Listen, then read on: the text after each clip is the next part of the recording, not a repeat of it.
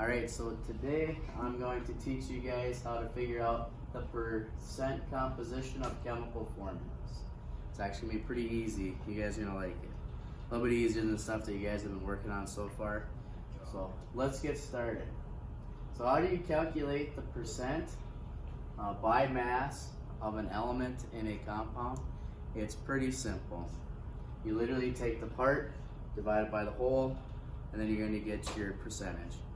So you figure out the mass of whatever element you're looking for, and you divide it by the total mass of the compound. It's literally going to be that easy. So here's kind of the formula of how you do it. You take the mass of whatever element you want to know is the percent composition. You divide it by the total mass of the compound, and you multiply it times 100%. So for instance, I can give you guys a quick example. If we have H2O, and we wanted to figure out, let's just say we wanted to figure out the percent composition of the hydrogen in there. We could say, I'm making up these numbers, we could say maybe 2 grams of a sample of water is from the hydrogen, and we could say the total mass is 18 grams for the compound, right? So we're saying that 2 grams is coming from the hydrogen, but the total mass of the compound is 18. So you just take 2 divided by the 18, multiply it times 100%. So 2 divided by 18 times 100%. And I'm just going to round it to the nearest tenth, making it easy here. It'd be 11.1%. So you literally just take the part, I like to think of it as figure out the part, divide it by the whole. So in this case, the 2 grams of the hydrogen, that was our part. The whole would be the 18 grams. That's the total mass of the water. And that's how we do percent composition. So let's look at another example here. We have it says when a 13.6 gram sample of a compound containing only magnesium and oxygen is decomposed, 5.4 grams of oxygen is obtained. What is the percent composition of this compound? So we have a compound, it's made up of magnesium and oxygen, and we want to figure out the percent that's magnesium, and we want to figure out the percent that's oxygen. So this is kind of the format. We have magnesium and oxygen in here, okay? When you read through this, it says a 13.6 gram sample of a compound containing only magnesium oxygen is decomposed. This 13.6 grams, this is the total weight of that sample. So that's got the magnesium and the oxygen in there. For the oxygen, we know that's going to be 5.4 grams, so that's going to be the part. So here's what we do. We take the 5.4 grams of the oxygen, and we divide it by the total, which is 13.60, and we multiply it times 100%. Alright, so we're going to get 5.4 divided by 13.6. We get that. Multiply it times 100%. And I get an answer of 39.7%. Now, when you guys are entering your answers into Schoology, let's go to the nearest tenth. So that way everyone gets the same answer. We won't really consider sig figs. We're just going to go to the nearest tenth. So if we know that 39.7% is oxygen, we can figure out the percent that's magnesium pretty easily. We could just take 100, because that would be the whole thing, and subtract the 39.7 that we just calculated. 100 minus 39.7, and I get 60.3%. That is going to be the magnesium. So I get the 60.3% is going to be magnesium, 39.7% would be the oxygen. And these two values need to add up to 100. So you could double check your answers just by adding it together. It should be 100. All right, let's look at another one. It says a compound is formed when 9.03 grams of magnesium combines completely with 3.48 grams of nitrogen. What is the percent composition of each element in this compound? All right, so we need to figure out the percent composition, that's magnesium. And then we need to figure out what the percent composition of it is going to be nitrogen. Well, it's the part divided by whole is our formula. Well, we know the part magnesium is 9.03, so 9.03 grams. The question is, what's the total mass of the compound?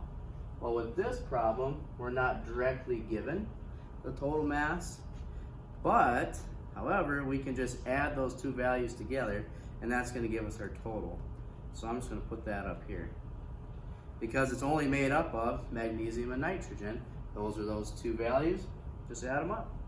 So 9.03 plus 3.48.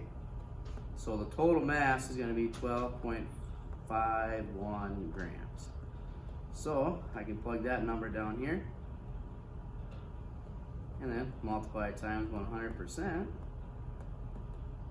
So I get 9.03 divided by 12.51 times 100. And I'm going to get an answer rounded to the nearest tenth of 72.2%.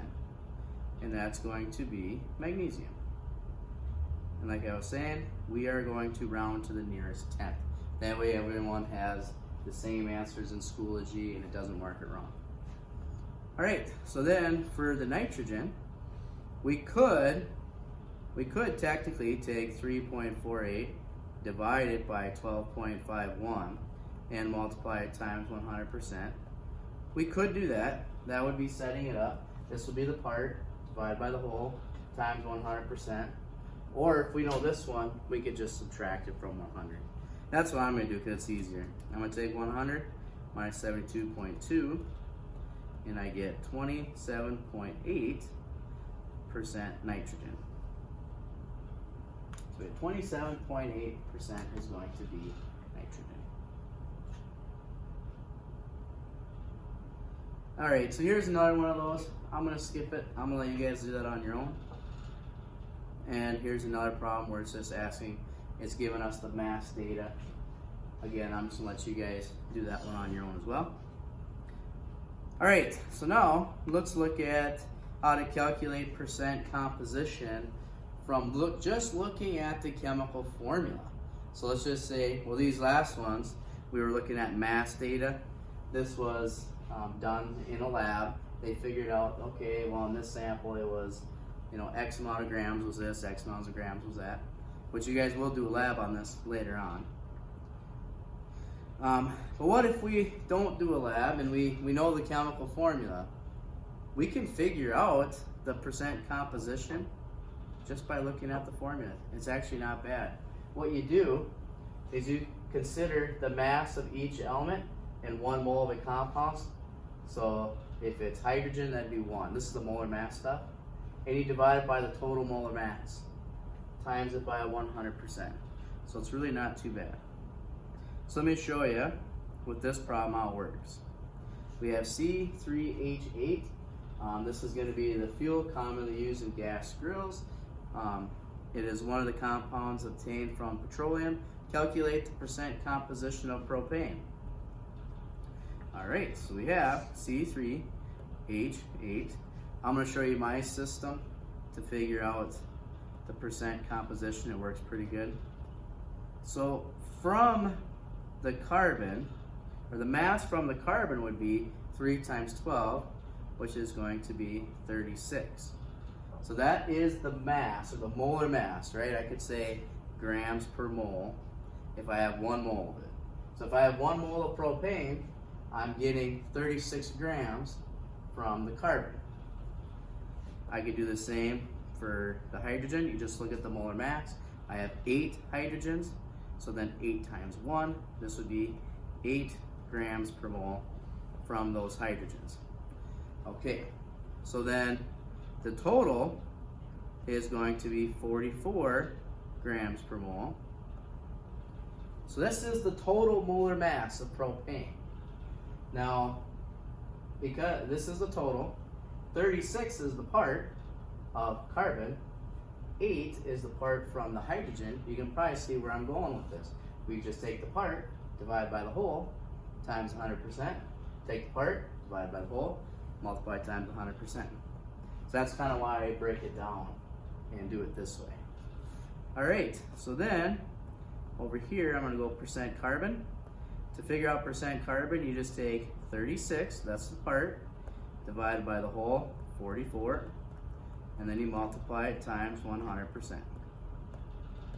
So this one, we take 36 divided by 44, was that, times 100. And again, we're gonna round to the nearest tenth, so I'm getting 81.8%. Now, we could, for the hydrogen, we could take 8 divided by 44, multiply times 100%, or with this one, I'm just gonna subtract from 100. That's a little bit easier. So then I get percent hydrogen is 18.2 rounded to the nearest tenth. So then there it is, the percent hydrogen is 18.2. So we can just look at the formula and we can figure out, oh, okay, well, it's the percent carbon is, the percent by weight, or by mass, I should say, is 81.8%. The percent by mass would be, for hydrogen, would be 18.2%. All right. Let's maybe look at just the silver oxide. So I'll skip this one. Let's look at the, well, we could look at this one, because this one's probably, let's look at the iron oxide. So first, figure out the part that's iron. So 58.2, or 55.8 times 2. So this is 111.6. And then the other one would be 16 times 3. This is 48. All right, you add the two together. So the total molar mass is 159.6 grams per mole. That's the total molar mass.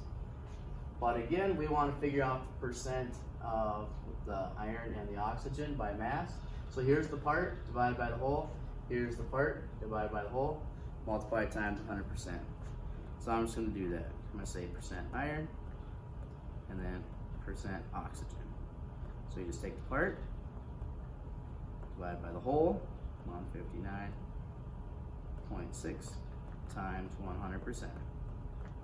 And you can do that for the other one as well.